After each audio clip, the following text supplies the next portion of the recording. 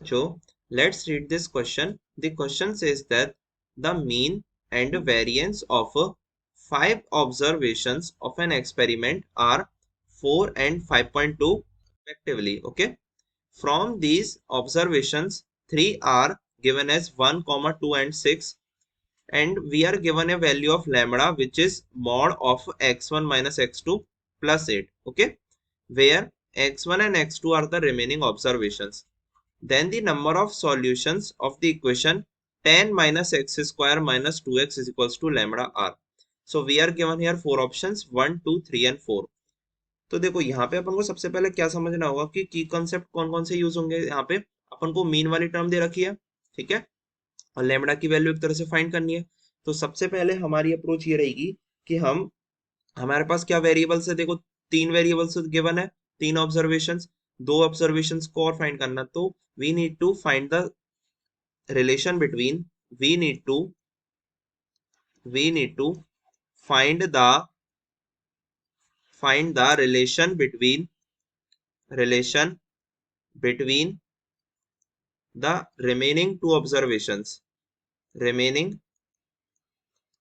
2 observations which are x1 and x2, okay, by mean concept, mean formula, and by variance formula। Okay बच्चों, आगे देखते हैं अपन यहाँ पर क्या करते हैं कि देखो यहाँ पे अपना मीन क्या होता है। मीन को अपन लिख सकते हैं कि sum of terms divided by the number of terms. Okay, तो यहाँ पर अपन सपोज कर सकते हैं लेट रिमेनिंग ऑब्जर्वेशंस गिवन ही है अपन को, तो यहाँ पर अपन सपोज करने की जरूरत ही नहीं है अपन को। तो देखो अपन किस तरह से लिखते हैं यहाँ पे।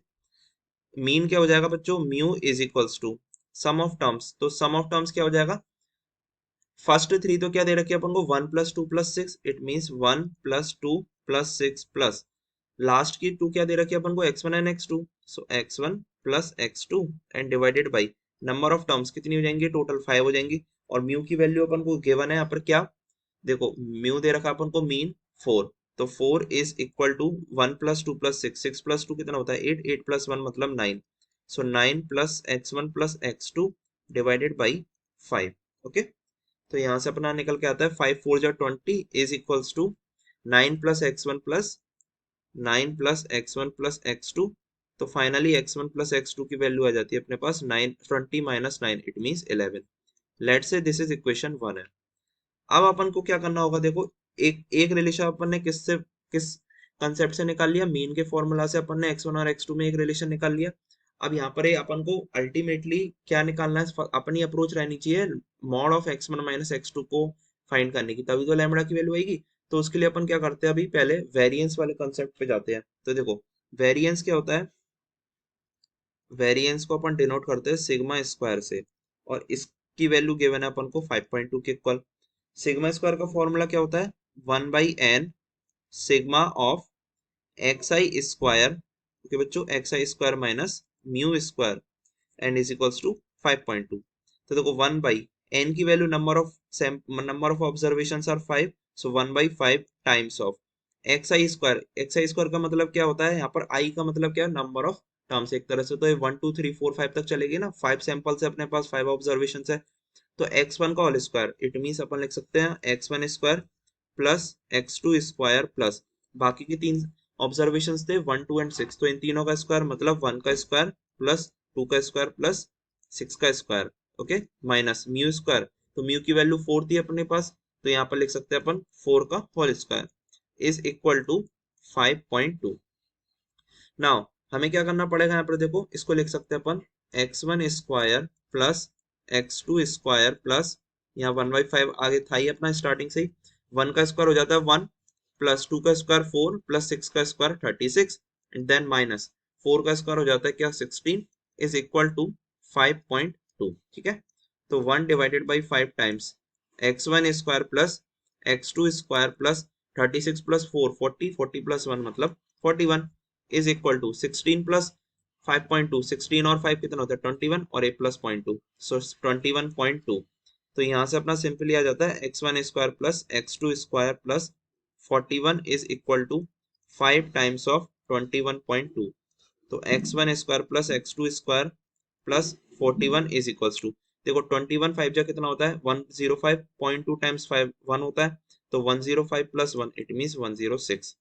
तो यहाँ से x1 square plus x2 square की वैल्यू अल्टीमेटली क्या आ जाती है 106 माइनस 41, तो ये कितना आ जाता है बच्चों 65 आ जाता है। ठीक है, अब इसको मैं क्या लिख सकता हूँ, यहाँ पे थोड़ा समझने वाली चीज क्या है, देखो x1 square plus x2 square को लिख सकता हूँ मैं x1 plus x2 whole square minus 2x1 x2। देखो इसको अगर एक्सपेंड करते हैं तो x1 square plus x2 square plus 2x1 x2 आता है, तो माइनस 2x1 x2 कर दिया, तो x1 square plus x2 square अपना रिमेनिंग पार्ट रह गया इज इक्वल्स टू 65 है। अब x1 प्लस x2 की वैल्यू अपन ने फाइंड की थी फर्स्ट इक्वेशन में, क्या 11 आई थी, तो यहाँ पर लिख सकते हैं अपन 11 square minus 2x1 x2 is equals to 65। यहाँ लिख सकते हैं अपन फ्रॉम इक्वेशन 1। ठीक है, अब आगे बढ़ते हैं अपन, 11 स्क्वायर कितना हो जाता है बच्चों, यहाँ पर आता है 121 minus 2x1 x2 is equals to 65। तो 121 minus 65 is equals to 2x1 x2, और 2x1 x2 की वैल्यू आ जाती है अपने पास 65। 121 में से अगर मैं सब्ट्रैक्ट करता हूँ 65 को, तो बचता है सिंपली अपना क्या 56, और x1 x2 की वैल्यू आ जाती है अपने पास simple 56 divided by 2 it means 28। Let's say this is equation 2 है, इक्वेशन 2। अब हमें क्या करना पड़ेगा, देखो यहाँ पे एक नई अप्लाई करते हैं चीज को, एक सिंपल एल्जेब्रिक टर्म को, कि x अपन को फाइंड क्या करना होगा, अपन को लैम्बडा की वैल्यू तो फाइंड करनी थी, x1 माइनस x2 का मॉड है, तो उसकी अप्रोच क्या होगी अपने पास, फर्स्ट ऑफ ऑल अपन को फाइंड करना पड़ेगा x1 माइनस x2 का होल स्क्वायर। तो x1 माइनस x2 का होल स्क्वायर को लिख सकते हैं अपन x1 plus x2 whole square, ठीक है, माइनस 4x1 x2। ये देखो इसको एक्सपेंड करते हैं तो कितना आता है x1 square plus x2 square plus 2x1 x2 और माइनस 4x1 x2, तो लास्ट में क्या बचता है माइनस 2x1 x2। तो x1 square plus x2 square minus 2x1 x2 is nothing but equal to x1 minus x2 whole square. तो यहाँ से आगे देखते हैं अपन, x1 plus x2 whole square मतलब 11 होल स्क्वायर निकाली थी अभी value, minus 4 times of x1 x2 की वैल्यू 28 है, ये आता है 121 माइनस 112। तो 121 माइनस 112 ये कितना आता है बच्चों, यहाँ से आ जाता है अपने पास x1 minus x2 whole square is equals to 9। अब इसका अगर अंडर रूट लेते हैं तो यहाँ पर आ जाता है अपना mod of x1 minus x2 is equals to 9 का अंडर रूट आ जाता है अपने पास 3। ठीक है, अब let's say this is equation 3। Now हमारे पास लैम्बडा क्या था, देखो लैम्बडा की वैल्यू थी बच्चों mod of x1 minus x2 plus, plus क्या था अपने पास स्टार्टिंग में, यहाँ पे देखते हैं अपन प्लस था अपना 8। ठीक है, तो यहाँ पर अपन लिख सकते हैं इसको +8। अब lambda is equals to mod of x1 minus x2 अभी अभी निकाला 3 प्लस 8, तो एट द एंड लैम्बडा की वैल्यू आती है 11। यहाँ पे लिख सकते हैं अपन फ्रॉम इक्वेशन 3। ठीक है, अब देखो लैम्बडा की वैल्यू आ गई। Now what we need to calculate, अपने पास इक्वेशन गिवन थी एक 10 minus x square minus 2x is equal to lambda, we can check again. देखो 10 minus x square minus 2x is equals to lambda, उसके number of solutions find करने थे अपन को, तो पुट करते हैं अपन 10 minus x square minus 2x is equals to lambda की वैल्यू अभी अभी निकाली है 11। यहाँ से आ जाता है अपने पास क्या 10 माइनस 11 मतलब -1 minus x square minus 2x is equals to 0। सारी टर्म्स को आरएचएस में शिफ्ट करते हैं तो ये बनता है X square plus 2x plus 1 whole 1 is equals to 0। ये क्या है अपना, इसको लिख सकते हैं X square plus X whole square plus 2 times X plus 2 times X times 1 plus 1 whole square is equals to 0।